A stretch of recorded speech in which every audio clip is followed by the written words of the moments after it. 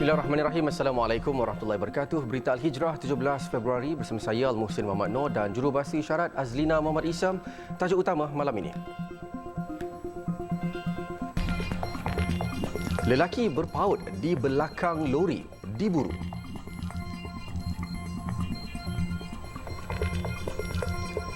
Juga rakyat Palestin berpatah balik ke tengah Gaza.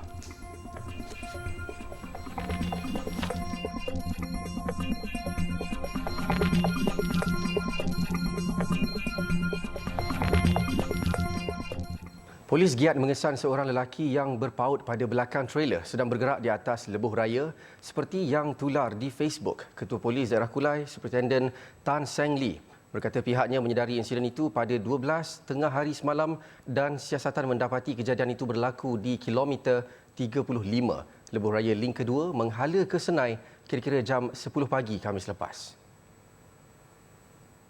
Video berdurasi 16 saat yang dirakam pemandu lain memaparkan aksi seorang lelaki berpakaian gelap dan menggalas beg berdiri dan berpaut pada belakang trailer yang bergerak laju.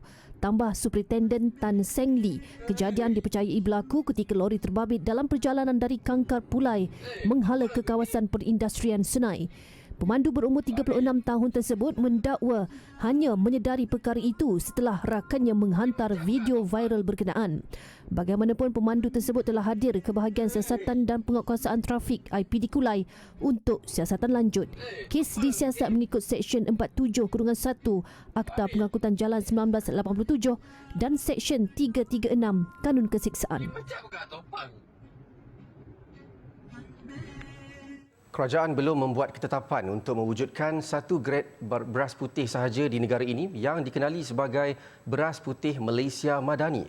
Menteri Pertanian dan Keterjaminan Makanan Datuk Seri Muhammad Sabu dalam kenyataan hari ini berkata sebarang pengumuman atau ketetapan yang dibuat mesti berpandukan Akta Kawalan Padi dan Beras 1994, Akta 522 serta dimaklumkan kepada Jemaah Menteri. Kenyataan itu bagi menjelaskan kekeliruan yang berlaku susulan pengumuman yang dibuat Pengerusi Task Force Kluster Makanan Nakol, Datuk Syed Abu Husin Hafiz, Syed Abdul Fasal pada 14 Februari lepas. Beliau yang juga ahli Parlimen Bukit Gantang dalam sidang media dilaporkan berkata, tiada lagi kategori beras putih tempatan SST dan beras putih import SSI, melainkan beras putih Malaysia Madani sebagai kategori tunggal. Semalam, Perdana Menteri Datuk Seri Anwar Ibrahim berkata cadangan tersebut akan dibincangkan secara kolektif dalam mesyuarat Jawatankuasa Pemantauan Pelaksanaan Majlis Tindakan Sara Hidup Nakol akan datang. Turut akan dibincangkan adalah harga kawalan beras. Undang-undang akan diambil terhadap pemaju dan pemilik tapak projek pembinaan sebuah hotel yang menjadi punca gangguan operasi transit aliran ringan LRT stesen Masjid Jamek dan Bandaraya. Menteri Pengangkutan Anthony Loke berkata ia termasuklah tuntutan pampasan berjumlah 38 juta ringgit melibatkan kos baik pulih kerosakan struktur di beberapa jejambat LRT dan kos operasi pelan kontingensi melibatkan penyediaan bas perantara. Beliau berkata tuntutan rampasan dan tindakan undang-undang yang dibuat selepas proses baik pulih selesai adalah bagi memastikan gangguan perkhidmatan tidak berlanjutan lebih lama. Terdahulu, Anthony meninjau operasi pembukaan semula stesen LRT Bandaran di Ibu Negara siang tadi. Kerja-kerja baik pulih yang bermula Mac tahun lalu berjaya disiapkan pada Disember lepas sebelum melalui beberapa siri ujian bagi tujuan keselamatan rel dan pematuhan piawaian. Operasi transit aliran ringan LRT stesen Masjid Jamek dan Bandaraya digantung pada 27 Januari lalu selepas mengalami kerosakan jejambat dan tiang berhampiran stesen Bandaraya. Hasil siasatan mendapati pembinaan hotel 44 tingkat di kawasan berhampiran menjadi punca kerosakan tersebut. Bagaimanapun, LRT terbabit telah beroperasi sepenuhnya bermula hari ini.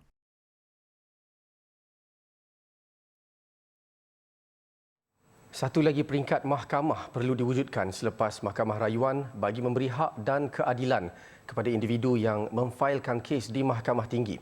Menteri Jabatan Perdana Menteri Hal Ehwal Agama Datuk Dr. Muhammad Naim berkata ia antara cadangan yang masih di peringkat draft awal sebelum dibawa ke Kabinet sebagai salah satu usaha untuk memperkasa sistem perundangan dan kehakiman Mahkamah Syariah.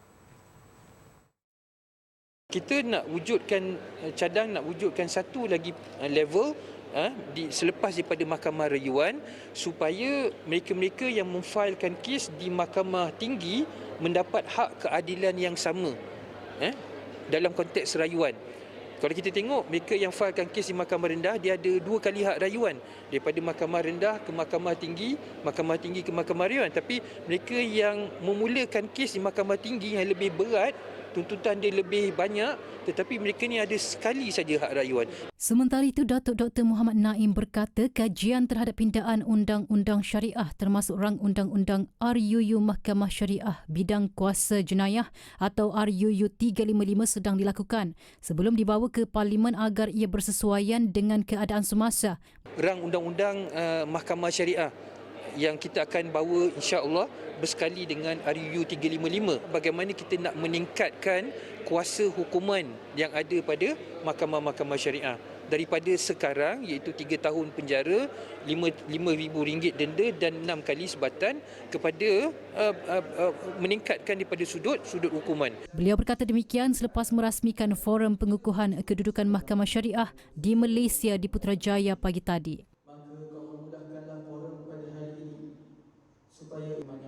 Penduduk kampung orang asli Sungai Ruil yang diarah mengosongkan kediaman sejak Oktober lepas susulan tanah runtuh dijangka kembali ke penempatan mereka dalam tempoh 2 tahun. Timbalan Menteri Kemajuan Desa dan Wilayah Datuk Rubiah Wang berkata ketika ini Jabatan Kerja Raya JKR masih membuat penilaian sebelum memulakan kerja membaik pulih cerun dan kawasan terjejas.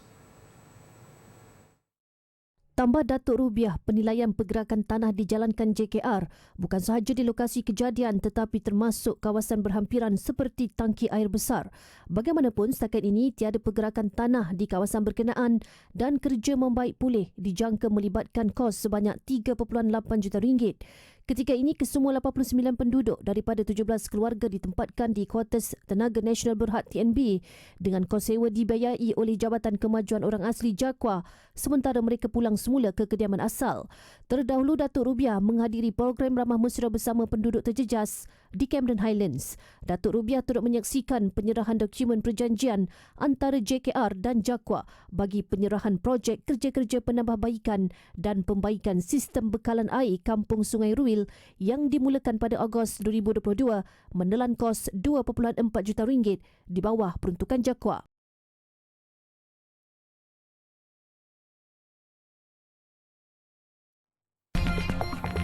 Israel gempur hospital, dakwa jadi lokasi penempatan tebusan.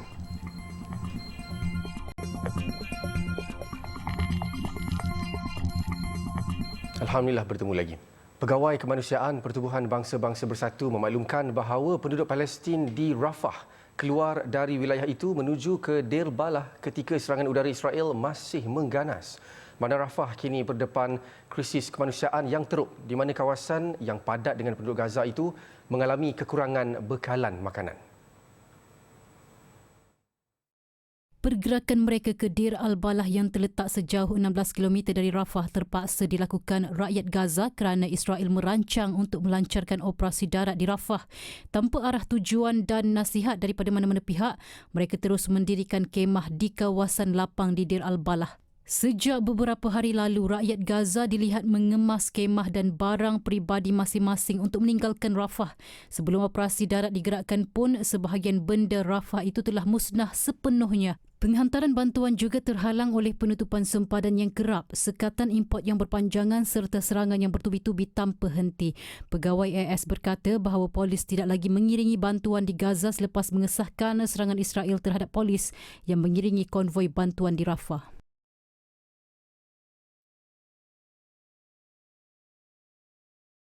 Sementara itu, hospital terbesar Gaza di Khan Yunis masih dikepung tentera Israel kerana Zionis beranggapan bahawa hospital berkenaan dijadikan sebagai lokasi penempatan tebusan.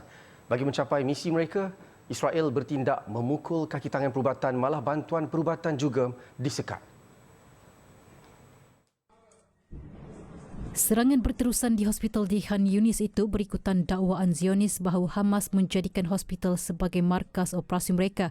Israel kononnya juga percaya bahawa 134 tahanan Israel ditempatkan di hospital sebagaimana keterangan tebusan sebelum ini. Semalam Israel memaksa pemindahan kaki tangan perubatan serta lebih 100 pesakit. 3 pesakit yang dirawat di unit rawatan rapi ICU Hospital Nasir dilapor meninggal dunia akibat gangguan bekalan elektrik. Bahan api semakin berkurang dan sukatan Israel menimbulkan ancaman kepada nyawa pesakit dan kanak-kanak di kompleks hospital.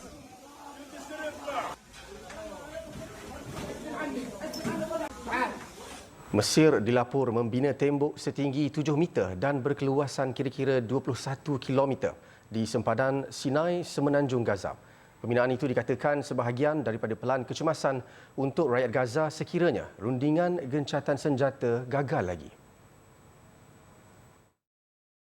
Pembinaan kawasan berkenaan dilapor mengambil masa 10 hari. Ia dibina dengan tembok berpagar dan dikawal ketat. Pembangunan itu dilakukan di tapak runtuhan rumah penduduk Mesir ketika perang dalam negara itu sedekad lalu.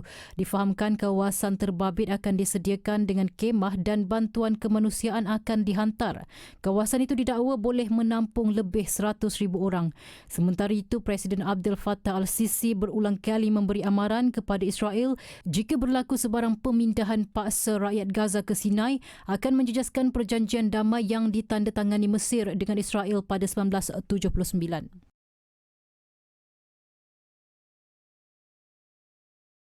Dalam pada itu, di selatan Gaza, sekumpulan 40 pelajar diraih dalam satu majlis selepas berjaya menghafal Al-Quran. Majlis itu diadakan di Sekolah Shafa yang terletak di Bandar Rafah yang juga dijadikan tempat berlindung pelarian Palestin. Kesemua kanak-kanak ini dilapor berjaya menghafal sebahagian Al-Quran. Mereka disambut dengan meriah di sebalik serangan Zionis. Pelajar ini menerima sijil penghargaan dan juga sedikit cendera mata.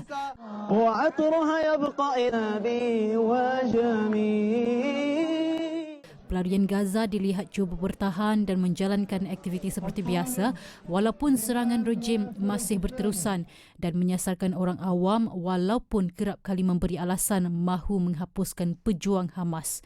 Sehingga kini difahamkan 1.4 juta pelarian Palestin berhimpit di Rafah selepas dihalau Zionis sejak Perang 7 Oktober. Pengusiran itu selepas dijanji rejim kawasan bersempadan dengan Mesir itu adalah lokasi selamat.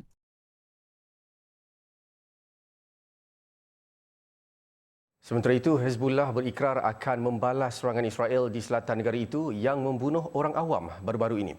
Ketuanya Hassan Nasrallah juga memberi amaran bahawa kumpulannya mempunyai peluru berpandu jarak jauh yang boleh sampai di mana-mana kawasan Israel. نساؤنا وأطفالنا الذين قتلوا في هذه الأيام في النبطية وفي الصوان وفي غيرها من قرى الجنوب سوف يدفع العدو ثمن سفكهم لدمائهم دماء. Beliau berkata demikian dalam siaran televisyen yang menyatakan akan membalas untuk setitis darah rakyat Lebanon.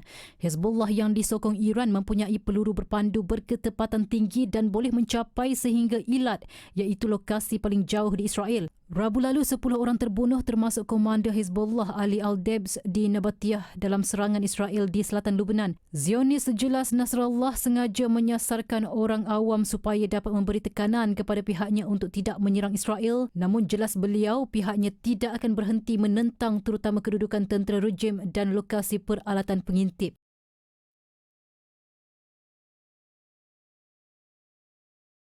Ketika gencatan senjata masih belum dicapai di Gaza, NGO Malaysia melalui Ops Ihsan terus berusaha membantu warga Palestin terjejas. Terkini NGO di bawah payung Ops Ihsan iaitu Red A dan Be Vital serta beberapa NGO gabungan lain sedang menaik taraf Hospital Palestin di Kahirah, Mesir. Putaran lanjut bersama koresponden Berita Al-Hijrah Syed Azwan Syed Ali yang berada di Kahirah sejak Isnin lalu. Hospital Palestin yang terletak di Heliopolis, Kahirah, antara lebih 40 hospital di Mesir yang menerima dan merawat mangsa perang dari Gaza sejak konflik terkini Oktober tahun lalu. Hospital dikendalikan Persatuan Bulan Sabit Merah Palestin itu kini menjadi tumpuan NGO di bawah OPEP-SAN bagi menaik taraf fasiliti perubatannya sebagai siap saga menerima pesakit dari Gaza. Ketua Kluster Kelestarian OPEP-SAN yang juga CEO Red A, Datin Azura Ibrahim berkata setakat ini NGO Red A dan Be Vital telah menyampaikan bantuan kelengkapan perubatan kritikal termasuk naik taraf kelengkapan di bilik pembedahan hospital itu. Sehubungan dengan projek menaik taraf Palestine Hospital di Kahirah ini, kita ada juga plan susulan untuk membantu lebih komprehensif, termasuklah Sekretariat OPEP-SAN telah mengkoordinasikan beberapa NGO lain yang akan bersama-sama menyumbang tenaga dan keuangan untuk menaik taraf hospital ini. Antaranya kerjasama dengan Haluan, MyCare dan juga PBSN. InsyaAllah Mercy Malaysia juga akan menyediakan beberapa sumbangan lain dalam untuk menaik taraf peralatan di sini. Fokus OPEP-SAN untuk membantu menaik taraf meningkatkan kapasiti hospital Palestin itu disambut baik doktor di hospital Palestin. We're really glad for their support and we hoping further support, further initiation for their support for us and for our Palestinian people in Gaza. Lebih 4 bulan perang, sektor kesihatan di Gaza sudah nazak dengan ribuan mangsa perang maut. Satu-satunya harapan yang masih ada adalah mangsa perang keluar dari wilayah Gaza untuk mendapatkan rawatan susulan di Mesir. Dilaporkan seramai 28,000 mangsa telah maut di Gaza dan lebih 68,000 lagi cedera dan memerlukan rawatan segera. Lampu ini untuk bilik pembedahan di Hospital Palestin ini adalah disumbangkan oleh NGO Malaysia Rakyat Malaysia melalui OPEP-SAN, Be Vital dan Red A. Dan juga monitor di belakang sana tu. Dan keperluan ini amat mendesak bagi pesakit-pesakit mangsa perang Gaza yang menjadi keluar ke sini. Dan difahamkan sejak seminggu lalu tidak ada lagi pesakit baru yang boleh keluar daripada medan perang Gaza. Setakat ini 2,200 mangsa perang Gaza yang berjaya keluar dan mendapatkan rawatan di Mesir, di seluruh Mesir, lebih 40 hospital. Usaha sebegini harus diteruskan untuk membantu mereka di fasa kecemasan sehinggalah gencatan senjata perang itu ditamatkan segera. Syed Azwan, Syed Ali melaporkan daripada Hospital Palestin Kahirah, Mesir untuk Berita Halizah.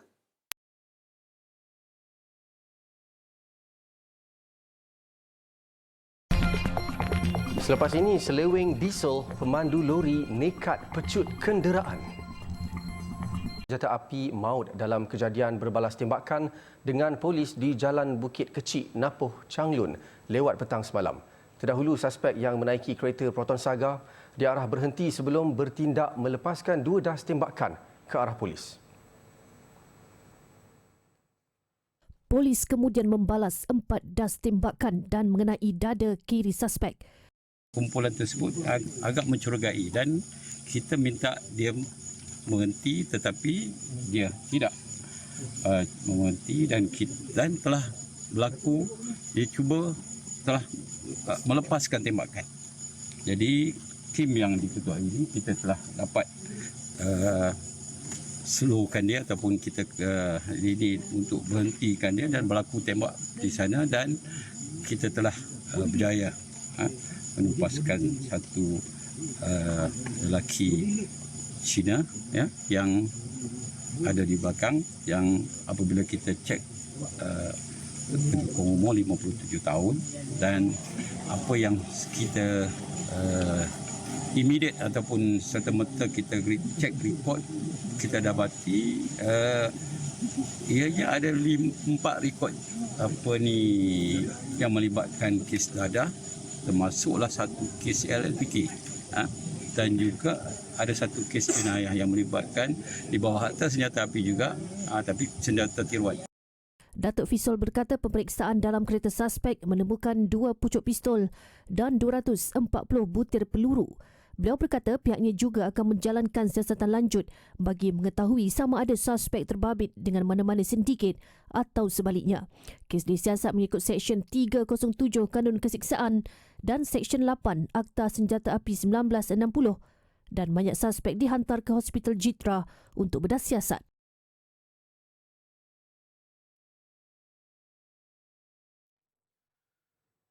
Seorang pemandu lori nekat memecut kenderaan dipandunya dalam keadaan nozzle pump masih berada pada tangki minyak lori tersebut. Tindakan agresif itu dibuat ketika menyedari pasukan penguatkuasa KPDN menghampiri lori berkenaan ketika operasi Ops Tiris di Jalan Sungai Lembing, Pahang. Penguatkuasa KPDN telah bertindak mengejar lori berkenaan sejauh hampir 500 meter sebelum berjaya ditahan di bahu jalan. Pemandu lori cuba melarikan diri sebelum berjaya ditangkap di hadapan lot kedai oleh anggota penguatkuasa. Pemeriksaan lanjut ke atas lori yang ditahan telah menemui sebuah tangki keluli tambahan yang diubah suai bersambung dengan tangki asal kenderaan yang disyaki untuk digunakan bagi tujuan aktiviti penyelewengan minyak diesel bersubsidi. KPDN turut menyita 1,500 liter minyak diesel dan jumlah keseluruhan rampasan berjumlah RM61,775. Pemandu lori tersebut telah ditahan reman selama 4 hari untuk tujuan siasatan lanjut.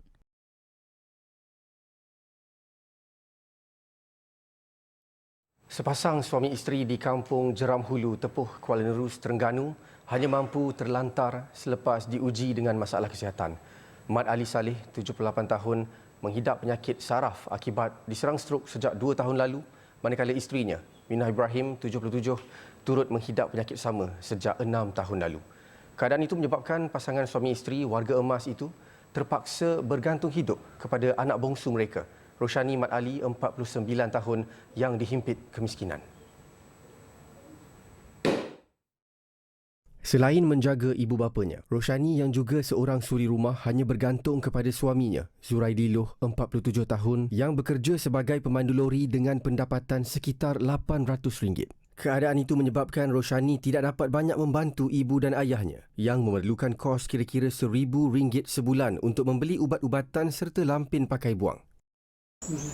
Jaga mak hari-hari, mana dok boleh tinggal langsung. Pagi mandi, makan macam biasalah. Kerja pun tak boleh. Ayuh pun mandi, kena tukar paper apa tak boleh juga. Dia tinggal juga.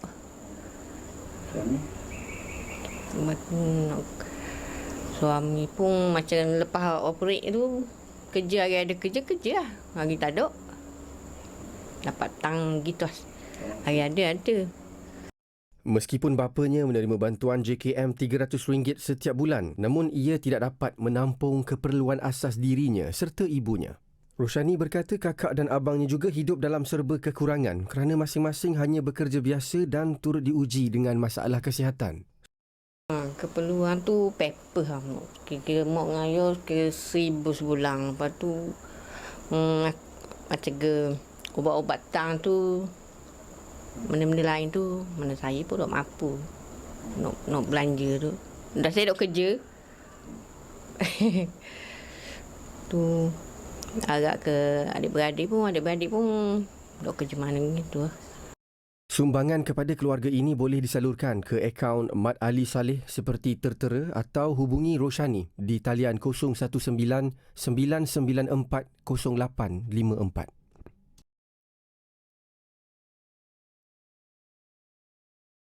Sempena Jubli Emas 50 tahun Majlis Agama Islam Wilayah Persekutuan Mawib, satu karnival akan diadakan pada 18 Februari ini. Acara bermula 8 pagi hingga 11 malam bertempat di Taman Tasik Titi Wangsa, Kuala Lumpur. Jom ramai-ramai memeriahkan Karnival Mawib 2024. Pelbagai aktiviti menarik menanti anda. Saya Al-Muhsin Muhammad Noor dan Jurubahasa Isyarat Azlina Muhammad Isam, satukan ummah dengan ilmu bagi memperkasa Malaysia Madani. Assalamualaikum warahmatullahi wabarakatuh dan selamat malam.